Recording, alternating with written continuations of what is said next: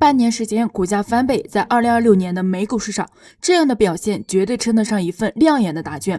但问题也来了，什么样的力量能推动一家传统网安公司走出这样的行情呢？是 AI 带来的新故事，还是公司的基本面真的发生了变化？更重要的是，股价已经涨了1倍之后，现在的它还有没有继续上涨的空间呢？那本期视频我们就来拆解这家网络安全行业的顶级龙头。嗨，朋友们，欢迎来到 Ruby 投资笔记，我是你们的老朋友 Ruby。我今天主要想说的就是 FTNT 这家网络安全公司，同时我给它定义为数字化基础设施中的刚需公司。因为 AI 发展的越快，企业的数据系统和业务对于数字化的依赖就越深，网络安全的重要性就越高。所以未来几年，网络安全行业大概率仍会保持稳健增长，而且相比很多纯 AI 的概念股，它的抗风险能力会更强。那为什么我会这么判断呢？可以从2个层面来说。第一个是整个的市场环境，第二个是网络安全行业本身的长期逻辑。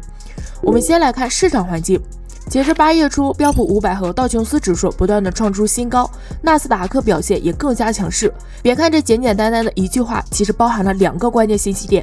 一是今年市场最受关注的方向依然集中在 AI 产业链，包括芯片、数据中心以及各种 AI 基础设施。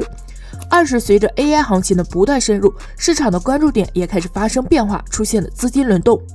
早期投资者更关注 AI 最直接的受益者，比如 GPU、半导体和服务器的厂商，因为这些公司能够最先感受到 AI 资本开支的增长。但是随着 PE 的不断提升，市场开始思考一个问题：这么大规模的 AI 投入，未来到底能不能转化成足够高的商业回报？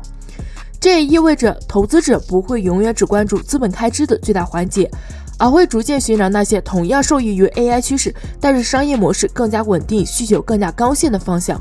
而网络安全正好符合这个特点。那除了市场环境外，为什么网络安全能够长期受益呢？这要从它的核心逻辑——攻击在升级，企业安全的预算就很难下降开始说起。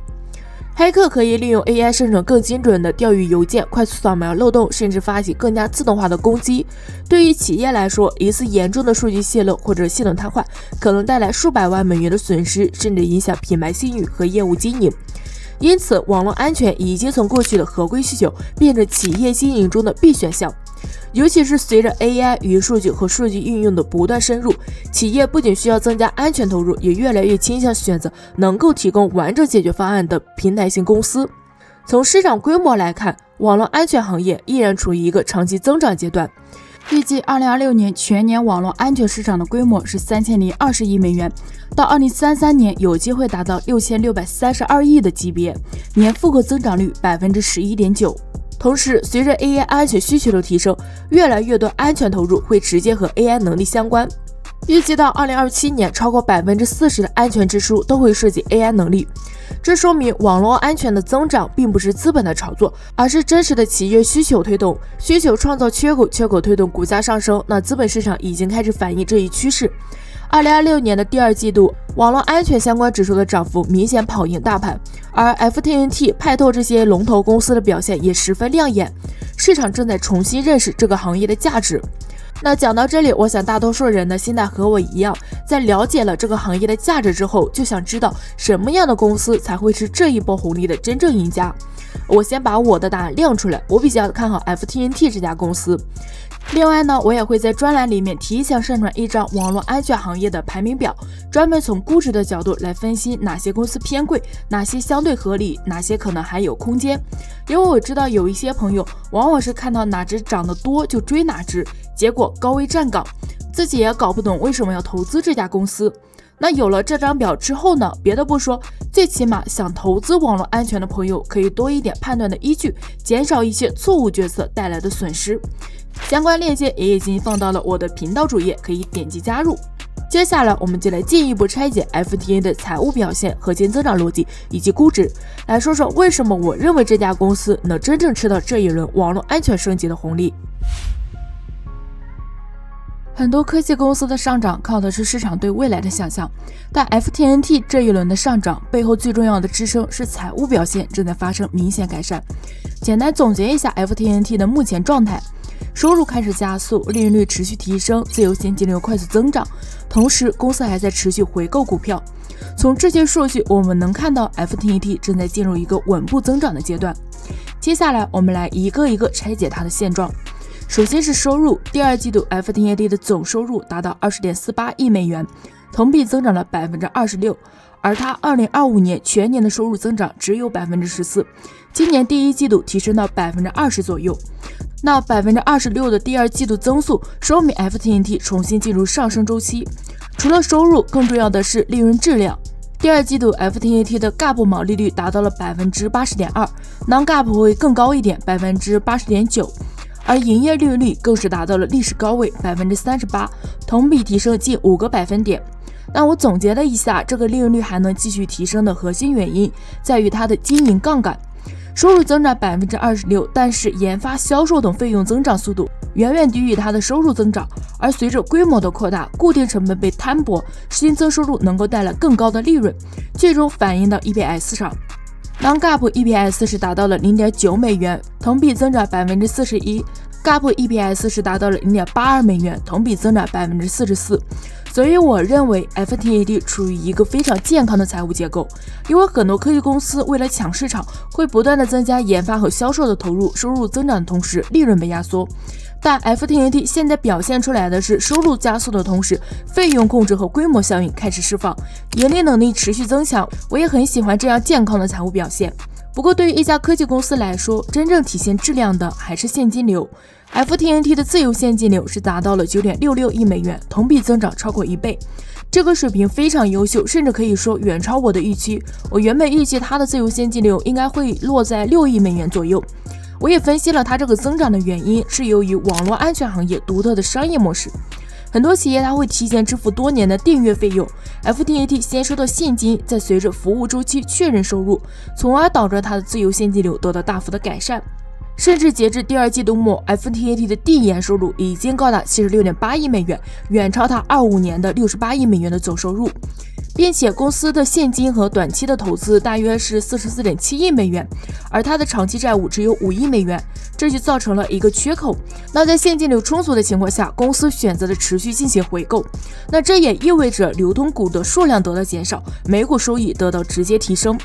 而现在 FTNT 已经回购了1250万股，投入是 9.73 亿美元，换算一下就是 1.5% 到 1.7% 左右的 EPS 提升。那看到这里，很多朋友可能会问， FTNT 的财务数据为什么突然明显改善呢？难道全部都是 AI 推动的吗？答案是不完全是。AI 确实带来了新的安全需求，但这背后还有一个非常重要的因素，硬件刷新周期。FTNT 的核心产品是 FortiGate 防火墙设备，这类设备它都有生命周期，通常设备停止销售后，厂商还会提供几年的技术支持，但到了支持终止的阶段，企业无法继续获得固件更新和安全补丁。对于大型企业来说，继续使用这些老设备就意味着安全风险和合规压力，所以到了生命周期的末期，升级换机基本上是一个刚性需求。而2026年刚好迎来了 FTNT 一批主力 E 系列设备集中到期。根据公司披露，大约是65万台的设备将在2026年底进入生命周期末期，2027年还有大约35万台的低端设备需要替换，这推动了客户进入一个集中升级阶段。更重要的是，这一次升级不是简单的旧换新，很多客户正在从 E 系列、F 系列升级到最新的 G 系列。新一代产品搭载更先进的 A4 芯片，在处理高速网络流量、加密流量检查以及 AI 相关工作负载方面，性能明显提升。同时，客户升级硬件时也会同步购买 SD-WAN、SASE 等软件服务，这就形成了一个更好的商业循环。硬件升级推动它的短期收入，软件订阅提高客户粘性，长期服务收入提升现金流的质量，可以说这是形成了一个飞轮效应。但我们也要注意，硬件周期不是永久的红利，这类刷新周期确实是 FTNT 当前增长的重要推动力，和 AI 需求、SASE 软件扩展叠在一起，形成了比较强的共振。但任何硬件周期都会结束，随着2027年之后大量设备完成替换，产品收入增速可能会逐渐回归正常。等这波换完，就要看服务收入和 SASE 软件订阅能不能接上。所以研究 FTNT 既要研究它现在这波硬件红利能吃下多少，也要盯着它服务占比和 SASE 软件渗透率能不能持续提升，这才是判断它增长能不能延续的关键。既然我们刚才提到了 SaaS 软件渗透率能不能持续提升，才是判断它增长能不能延续的关键。那接下来咱们就来拆拆 FTNT SaaS 业务的增长驱动因素，看看 FTNT 的天花板到底有多高。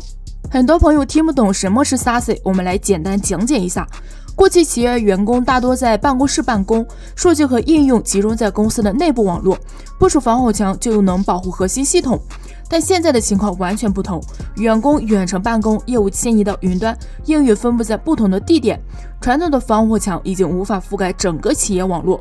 SaaS 的核心就是把网络连接和安全能力融合起来，让员工无论在哪里访问企业资源，都能获得统一安全的保护。而 FTNT 的优势就在于，它并不只是单纯做一个云安全产品，而是在原有网络安全的基础上，把 SaaS 能力延伸出来。细分来讲的话，主要是来自4个方面。第一 ，FortiOS 统一架构降低迁移成本。相比于很多通过收购整合 SaaS 能力的厂商， FTNT 将下一代防火墙 SD-WAN 和 SaaS 建立在同一套操作系统上。已经有 FortiGate 的客户升级的时候，不需要更换平台，也不需要维护多个安全工具，这大幅降低了企业管理的复杂度和总拥有成本，这也是 FTNT 推动存量客户转化的重要优势。第二 ，SaaS 防火墙扩大市场空间。FTNT 将传统网络安全和云端 SaaS 结合，满足了企业本地高性能防护加云端灵活管理的需求，尤其是金融、医疗、政府等行业，更倾向于混合部署。第二季度相关业务的账单是超过了20亿美元，同比增长了34%。那第三呢，就是数据主权推动需求增长。随着合规要求的提升，企业越来越重视数据的本地化。FTNT 支持将 SaaS 节点部署在企业数据中心或者是指定区域，同时保持统一管理，满足安全、合规和数据控制的需求。第四就是 AI 正在创造新的安全场景。AI 训练和推理带来更高的网络流量，推动企业采购高性能的安全设备。同时，企业内部 AI 应用的增加也带来了数据泄露的风险，需要更强的 AI 使用管控能力。而 SaaS 正好融合网络安全和数据管理，符合未来企业的安全发展方向。以上呢就是 FTNT SaaS 业务的核心护城河，甚至可以说这也是 FTNT 未来想要发展的一个核心护城河。最后，我们再来说一下市场竞争格局。FTNT 的 SaaS 业务正在快速提升市场份额，增长速度明显高于行业的整体水平。当然，市场也有一些争议，比如说高德纳曾经在2025年把 FTNT 的 SaaS 放入领导者的象限，但是之后又调整回了挑战者的象限，相当于给它降级。不过，这更多的反映的是一个评估标准的变化，以及产品功能的更新、客户体验等指标上的差异，并不代表这个业务本身出现了问题。相比于这个分析师的排名，更值得关注的其实是实际的商业数据。FTNT 统一的SaaS账单增速长期保持在35%左右，明显高于行业的平均水平，这说明它正在真实的抢占市场份额。而它获得增长的方式也比较清晰，一部分是来自原有的 FortiGate 以及 SD-WAN 的客户升级到 SaaS， 另一部分来自一些原本使用纯云安全方案的客户转向 FTNT。这些客户看重的并不是单一的功能，而是 FTNT 能够提供统一安全策略、更灵活的本地部署能力以及更低的整体运营成本。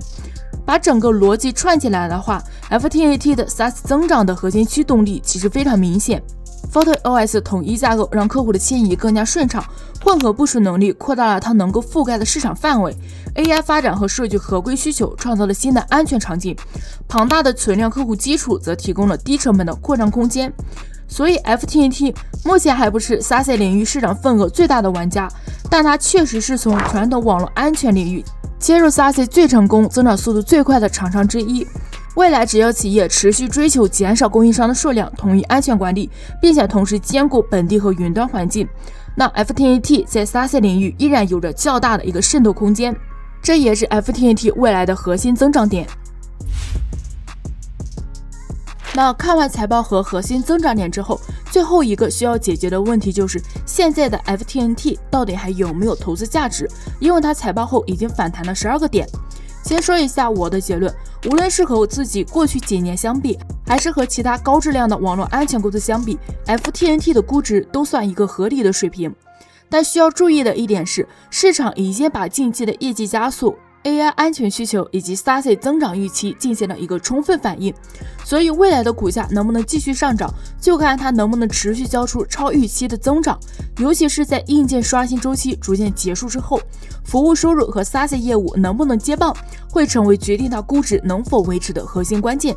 目前 FTNT 的股价是168美元，对应的远期市盈率 Non-GAAP 是47倍 ，PEG 是3倍。简单理解就是市场现在愿意为 FTNT 未来每1美元的盈利支付40多倍的价格，并且它的 PEG 大于1。这两个数据加在一起，说明市场给它的定位不再是一个普通的网络安全公司，而是一个高质量、高增长的企业。那如果看自身的历史估值，是比它过去5年的平均水平略微高了 2.88%。那这种情况下，我认为市场已经对它的好消息进行了充分的反应，比如产品收入同比增长了 52%， 硬件刷新周期叠加 AI 安全需求，推动公司进入新的增长阶段等等。换句话说，股价上涨的背后已经包含了一部分未来的增长预期。如果和同行比较的话， FTNT 的估值就明显是合理，并且存在一定的低估空间的状态。和 PANW 派拓相比，那派拓的远期市盈率长期在70倍以上，市销率也更高。和它做相同业务的 FTNT 不但拥有更高的营业利润率、更强的现金流能力，还拥有更便宜的估值。所以从估值性价比的角度来看， FTNT 并不算贵。相比 CIW 这类纯元安全的公司， FTNT 的估值也更加合理。虽然 CIWD 的增长速度更快，但是 FTNT 在盈利能力和现金流稳定性方面更有优势。而 CHKP 这类成熟安全的厂商估值更低，但是它的增长速度也有问题，这个明显更慢一点。所以横向对比来看的话， FTNT 不是最便宜的网络安全公司，但属于一个高质量安全平台里面估值相对合理的一类。而在市场预期方面，目前分析师的整体评级也和我的分析结论相匹配，属于一个偏中性的态度。多数机构的目标价是集中在165美元附近，与当前的股价接近，说明市场认为短期上涨空间已经非常有限。但也有部分的分析师在财报后提高了目标价，甚至看到了200美元以上，大概是220美元。他们押注的是硬件升级周期持续到2027年的增长 ，SASE 持续渗透，以及 FTNT 从防火墙的厂商向综合安全平台转型。所以总结来看，我认为 FTNT 是一家好公司没有错，但从技术面上来看，它处于一个上涨动力不足的位置。我觉得没有入场的朋友还可以再等等，看它能不能顺着财报的势突破前高站稳之后再说。那已经入场的朋友也是需要注意它这个前高的阻力位，警惕回调的风险。那以上呢就是我对于 FTNT 的深度拆解，你觉得现在的它能够顺利突破前高吗？欢迎在评论区留下你的看法，我们一起交流讨论一下。同时别忘了点赞订阅Ruby投资笔记，并打开小铃铛，不错过下一期精彩视频。那下期视频的话，我们又要见到我们的老朋友西部数据和 SNDK， 精彩不容错过。我是 Ruby， 感谢您的支持，咱们一期一会，下期再见，拜。